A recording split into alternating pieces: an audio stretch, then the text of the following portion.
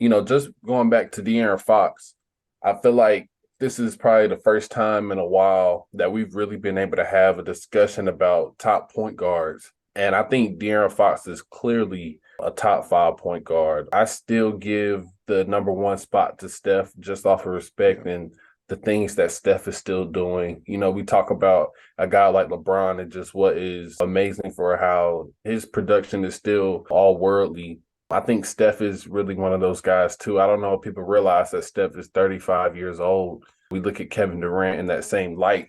He's 35 years old, and Steph is still really just the source of the offense for the Warriors. I think that Warriors team is very Steph dependent in a way that a lot of LeBron teams have been. Once LeBron leaves the floor, you can just tell the offense is not the same.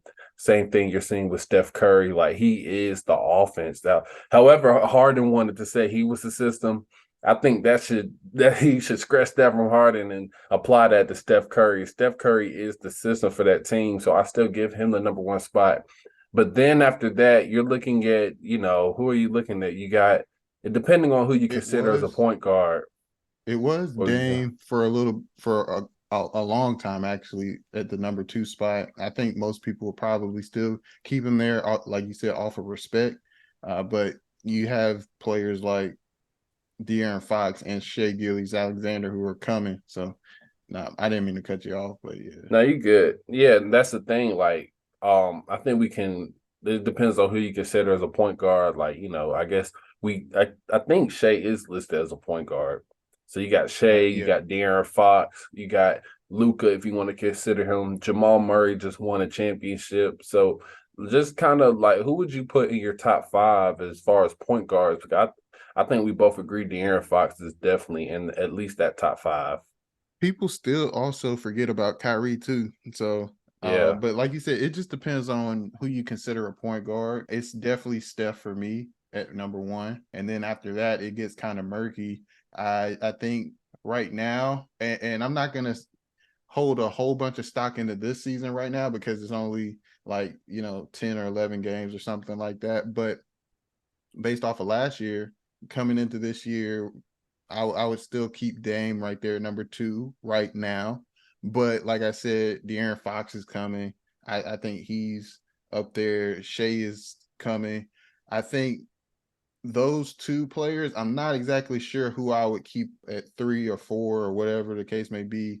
If we have Luca in there though, it's going to be kind of tough because maybe Luca is now three, or maybe Shea is three, and then so it's tough, man. And then like I said, you're forgetting about Kyrie because Kyrie is playing amazing alongside Luca. He's just taking kind of a lesser role or a little bit of a back seat to Luca because Dallas is Luca's team right now. So it's tough, man. But I would say that those not in any order, but it's gonna be Steph, Dame, Shea, De'Aaron Fox, Luca, and then probably Kyrie. And again, not in that order.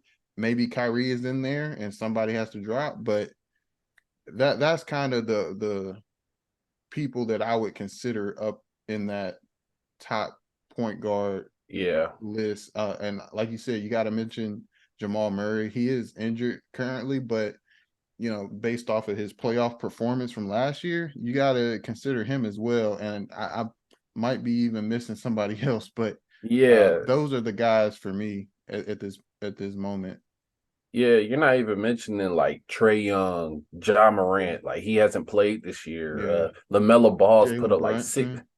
Yeah, Oh yeah, LaMelo Ball's put up like six straight 30-point games. Like, nah, Melo's uh, been balling. Lamelo's been balling, man. yeah, Yeah, Tyrese Halliburton, Tyrese Maxey yep, is coming yep. into his own.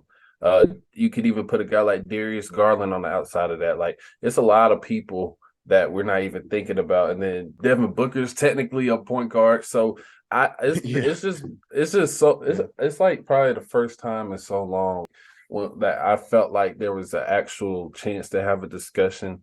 I felt like over the years, it's been like Steph, it's been uh Dane, Chris Paul when he was closer to his prime. And I just think it's so cool that we get to have this conversation of just young players that we are very excited about. They're coming into their own, and then we still are fortunate enough to have these players that are in their mid to late 30s and they're around 15 years in the league. Like Kyrie, you mentioned, like we're forgetting about him. He's technically playing the shooting guard, but we know he's really like a point guard. You know what I'm saying? He could play, he's a Yeah. combo, he can play either one. And just the fact that we can have this conversation and actually feel like we can have different lists and it not sound crazy, or we can agree. I just feel like we're in a very good spot in that transition period from the stars that we've known transitioning to the stars of the future. But yeah, I agree with you. That list, I can't disagree with you, but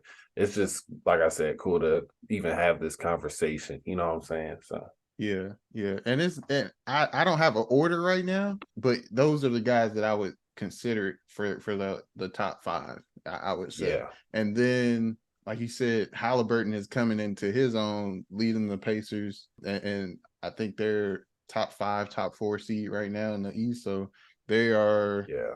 doing very well with him running the show and being the point guard for their team. So it's a lot of really good point guards in the league. I am looking forward to seeing how John Morant comes back, because last year he was considered as up there in that conversation as well. So Yeah. it's a lot of really good point guards in the league today. So I don't know, man. We'll have to wait till the end of the season. That's a conversation I like to have towards the end of seasons, after playoffs too, because you get to get a full body of work over the course of a whole season, including the playoffs during that time. So then you things get clearer a little bit more over the course of a whole season. So we'll see. We'll revisit it and see what we think then.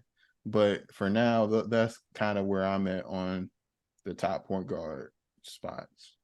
Yeah, I can't say that I disagree.